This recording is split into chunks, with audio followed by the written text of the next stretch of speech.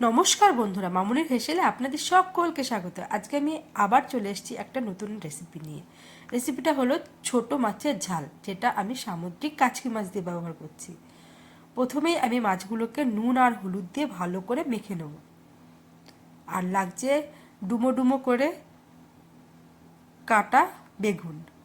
বেগুনটা একটু ভালো নিতে হবে। তার সাথে 2 চামচ সর্ষে, কয়েকটা কাঁচা লঙ্কা আর সামান্য নুন দিয়ে একটা পেস্ট তৈরি করে নেব।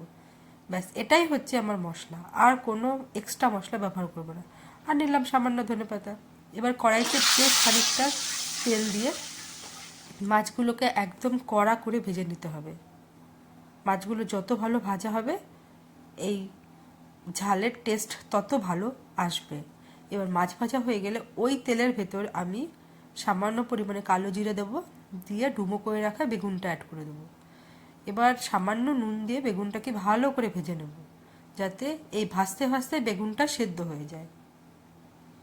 বেগুনটা ভালো করে ভাজা হয়ে গেলে আমি এর ভেতরে মশলাটা অ্যাড করে দেবো।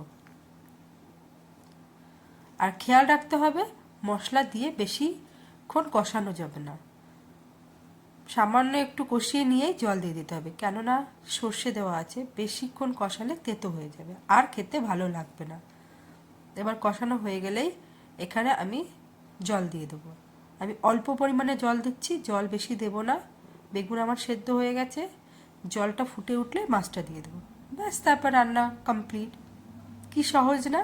যে রান্না করতে পারে না, তারও করতে ইচ্ছা করবে এরকম সহজ সহজ রান্না হলে।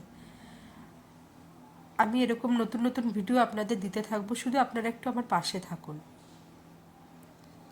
আবার দেখা হবে নতুন কোনো ব্লগে। খেয়ে অবশ্যই জানাবেন। আর নামানোর আগে মনে করে অবশ্যই ধনেপাতা দিয়ে দেবেন। Tata, bye bye. আজকের মতন আসছি।